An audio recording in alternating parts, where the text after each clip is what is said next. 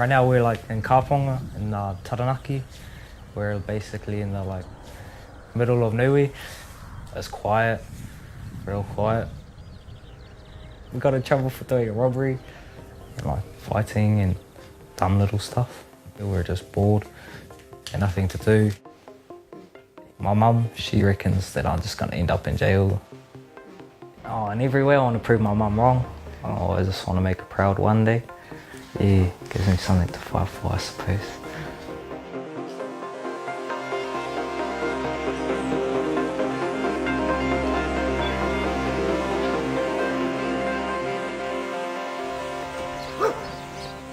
We're at my house. Do you want to come in? Yeah, come. I used to break into houses, steal cars, smoke dope. Yeah, like I was Bob Marley's sidekick. Like I smoke all the dope. Yeah.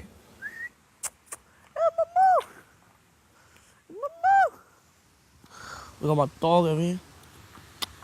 Hey, Mom. I was going to name her Ruthless. Then I realised she wasn't a bit that ruthless. Pass it here. Good boy. This is my old tool to do all my crimes with. I think I got into trouble because I was bored and angry half the time, so yeah. My girlfriends. I went out with Dynasty. She was bad news, I don't really like her. Then I dumped her, went out with Lily, and then I went out with Ariel, and I'm still with her at the moment. I love Mum's, what is it, her cooking. Only a little bit because Mum's not really much of a good cook. I hope more that he settles down more than anything. That he has hopes and dreams and that he can learn to control his compulsive burglaring and make the right decisions. Most of all, I just want to see him happy. Mum, tell her to shut up, I'm trying to do this and she's fucking talking smack. Fuck off. Mom, straight up. Okay guys, we're just going to do a little bit of a rundown on what the next 3 weeks is going to look like. You're here because you're just starting to make a bit of a mess of your lives. We've created this program so that we can hopefully help you guys back on track, get your lives in order so that you don't end up in lockup. At the moment, you're at that low end of the youth justice system. If you get it wrong, continue to get it wrong, you end up in residences. Believe me, you do not want to spend 3 to 6 months in a residence. Trick shot. Oh, you see those spins, bro. My social worker asked me if I wanted to come on this, and I took the opportunity to learn something out of it. When I'm older, I'd like to be a farmer or a mechanic.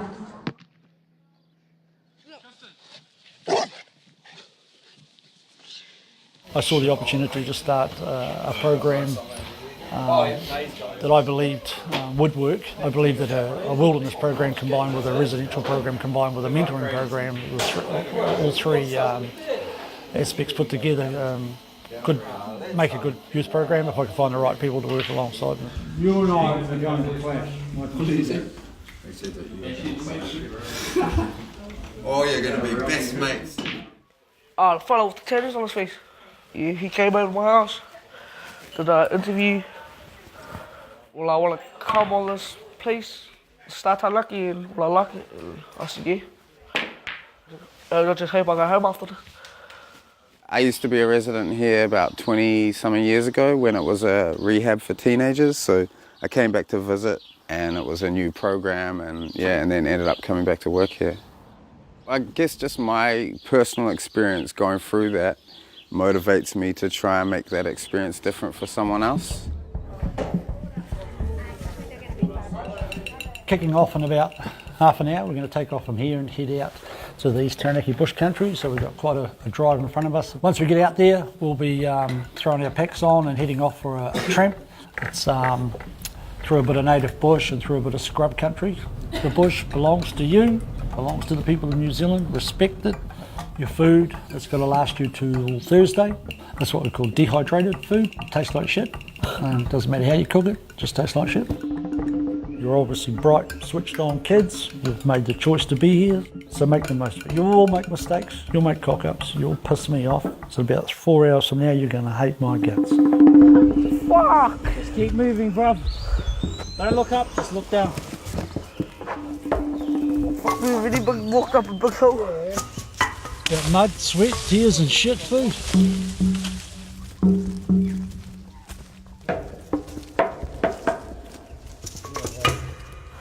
Tired, puffed out, and hungry.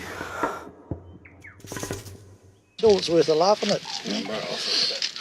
It's just, you're in nature when you're out here. There's no cops around, they can't tell you what to do. I need a cold bath, like, a right cold bath I'd actually sit in it. Did we go the wrong way? We're walking uphill this time. Fuck. Two Māoris.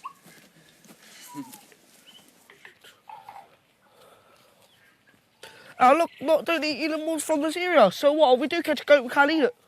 Pretty much. Hey. Possibly. I don't know. Hey. I was in a family home with Kelsten's dad, and I remember at the time being real confused about it. I didn't understand why these people cared that much, and I felt like they kind of rescued me, you know? I guess I thought about that heaps last week when we went to court and kind of fought for Kelsten to have him come into the program rather than go be locked up for a month. It was quite a similar beginning to his relationship to start as the beginning I had.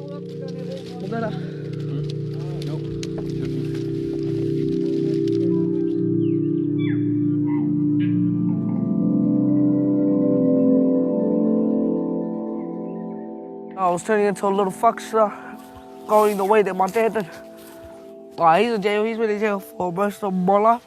And he's a full-on gang member. So when he's out, he don't last long when he's out. None of it's my mom's fault. My mom has been trying for it, like, my whole life. She's been trying to give us what we want. I usually get up to trouble, hang around like the bad people getting wasted in there. Stealing lambs and killing them and that. Feeding them to my dog. And robbing houses. They must have waited till all of it stacked up. Two cop cars came and arrested me. Because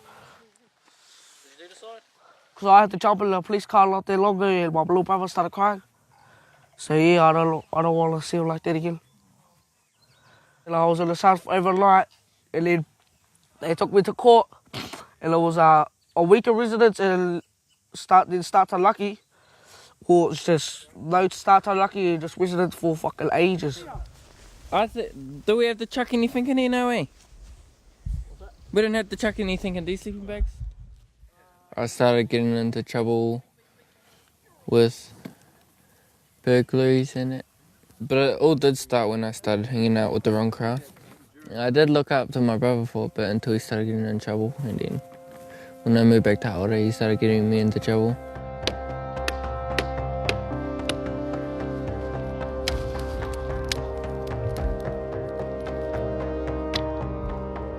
To get here today and begin and see you all here feels fucking great. And you guys are all here for a reason. We chose you guys and we believe that you can get a lot out of this.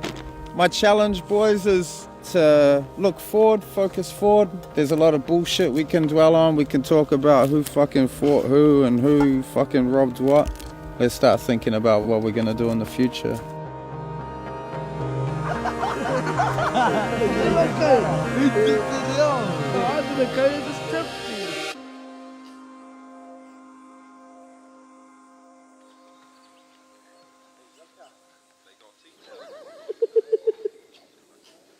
Never ain't clocked in yet. Yeah, my bag's not even done properly and it took me like an hour. It was alright. Had a mean sleep. After that long walk. It's pretty tiring, but still made it. Once you take this one down, like lay that out flat, put this one in the middle of it, fold it in half, roll it up. From a young age, we'd go to parties, drink, do drugs. All of that was readily available Well, I guess I wasn't bored because I was making my own fun, but it was fun that was getting me into trouble.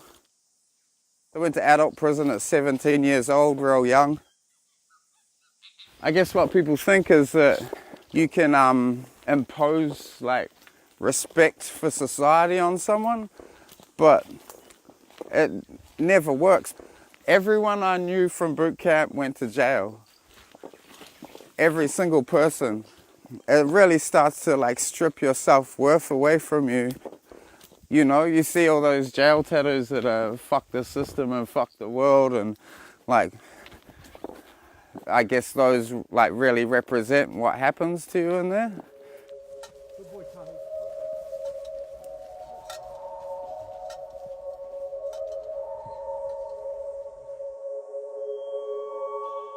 Solo's when we're going to put each one of you on your own in your own separate campsite alongside the lake. So you have the lake at your front, the forest at your back, and you're going to be there for 2 nights and 2 days.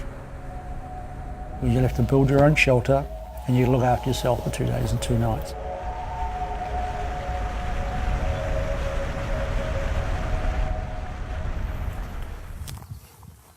My bed, so I just put some ferns down to make it comfier. Yeah.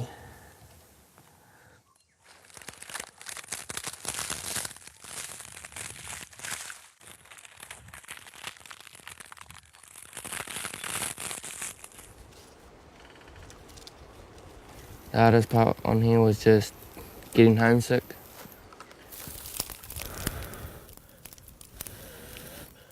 Mum and brothers and sisters, yeah, mainly them.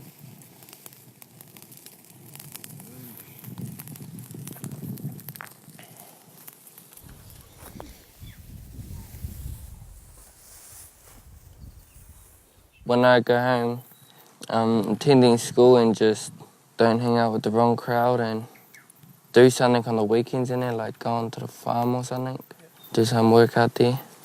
Yeah. Okay, at first when I came here, I didn't think that I was gonna last like over a week, but I achieved it.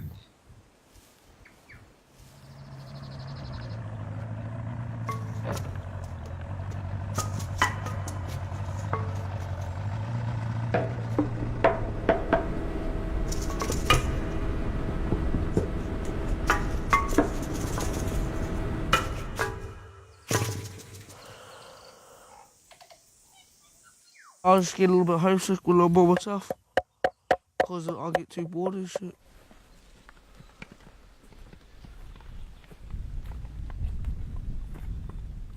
Because when I first came here, it was hard as. I was just thinking about just tucking my sleeping bag on the ground and just sleeping on the ground. Look at him, I'm having a bath. Laying in my own bed. Facebook. Making my own food. Normal food, not plastic food. And a lot of this baby shit.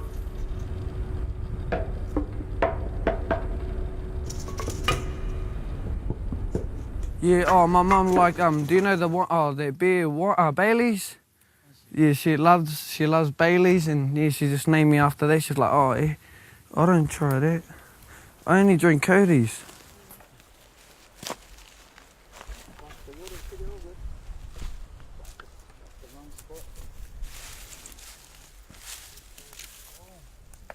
Yeah, I even wrote a bloody note to my mum.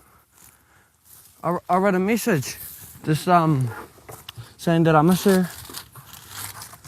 No, I really don't miss her, but no, it's good being away from home though. Get some stress off my mum. She's probably loving that I'm gone, but she doesn't show it. Probably saying that I miss you, but she doesn't even. Oh, the boy's down, eh? Probably missing me. Nah, missing all my jokes. I don't even know what I'm doing with this. I'm starting to be like a little bit more respectful to others now. That's when you sort stuff out, but some boys like they sort it out and then they have another beef the next day with someone else. They haven't learned their lesson. Yeah, I was like, oh, well, hey, didn't you just say you won't do it again? Oh, I can't wait to see the boys. Straight up.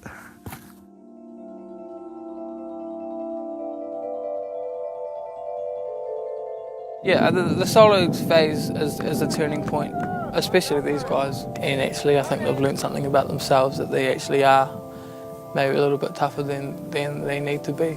But now it's about them using that resilience and that toughness in a good way. I just came from out of solo. Yeah, I'm getting out of the bush. Yeah. And get to hang out with the boys and the staff in it again. Yeah. A little bit proud of myself. Yeah, for going back in. Yeah, because at one point I wanted to walk off and go home. The scary part was night time, because it was dark and my fire was going out. I felt proud of myself, like I picked up and happy. Shake it. No. Come on. Play the game. No. Sit down. Sit.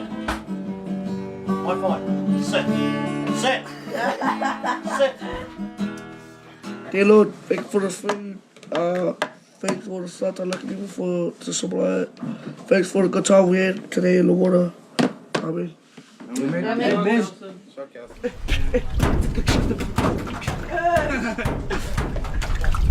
Oh, fuck off. Stoke the fire up, boys. Stoke the fire up.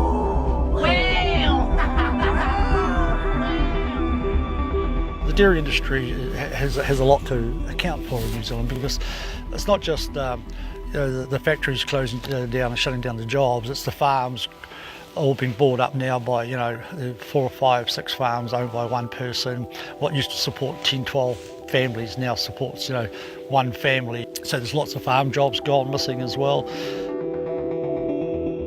It's terrible in a country like New Zealand that it's reverted, like to that extent, all because of industry.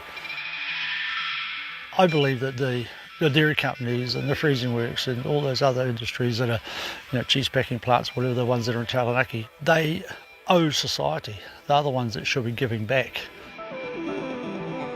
It's like programs like ours, we struggle for government funding. It's the responsibility of those conglomerates, those big companies that have, one, destroyed rural New Zealand. Now they're trying to destroy our children. They've got to give back. 90-something% of our boys are Māori or Pacifica, and getting dealt with by a prejudiced system that treats them unfairly. You'll hear boys talk about their own people as if there's something wrong with them and that's why they're in the system, and yeah, that's pretty heartbreaking, that they aren't aware that they're at a disadvantage in the system, but they think it's their own fault.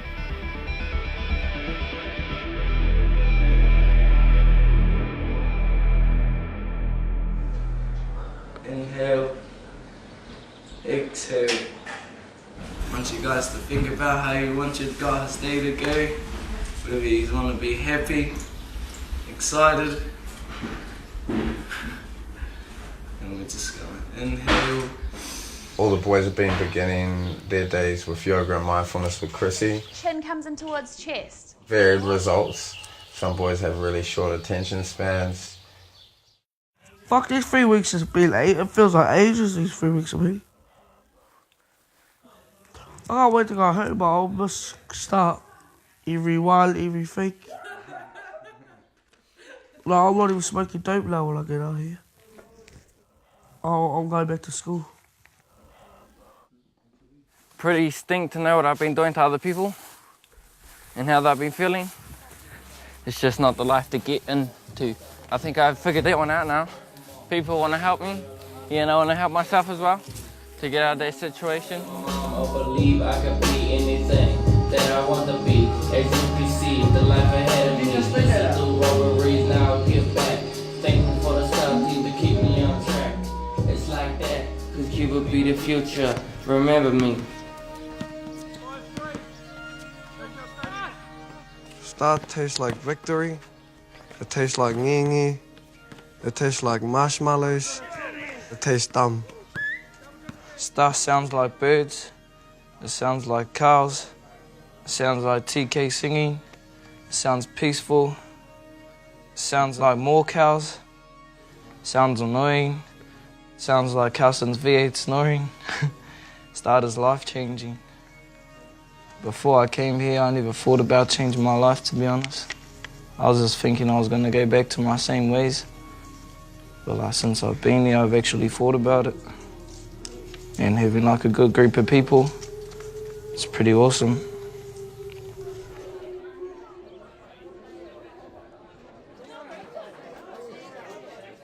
I want all of you boys to have a look around at how packed this room is.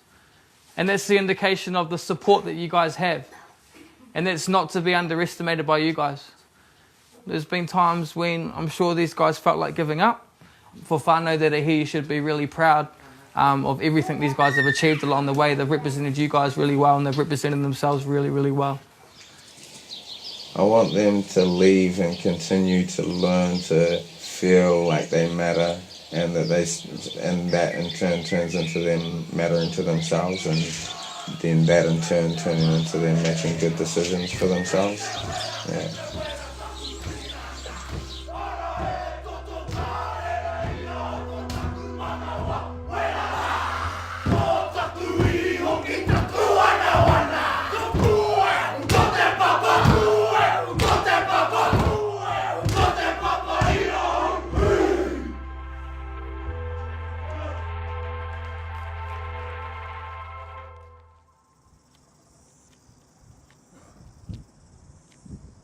So I think it's been about, 2 months-ish since the boys graduated. Lots has happened in those 2 months. The whole range of things from amazing to not so great.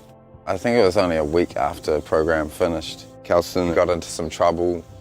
There was that disappointment when he fucked up, and then as soon as he was back, I felt, I had the same hope for him, the same optimism around his situation that I did like the day before he fucked up. I remember that feeling. I remember feeling really powerless, like I couldn't make any choices about my own life. And just, it's like you're in the tumble dryer, just being fucking thrown around. And it's a real fucking horrible feeling and super stressful, and it makes you make bad decisions, which I think heaps of their bad decisions will be made in that state. He had to write an apology letter to victims of his crimes the other week. He was telling the victims about what he's doing, what he's about to do. The last line said, "I hope I can have a normal life like any other teenager my age." And yeah, I think that's my hope for him.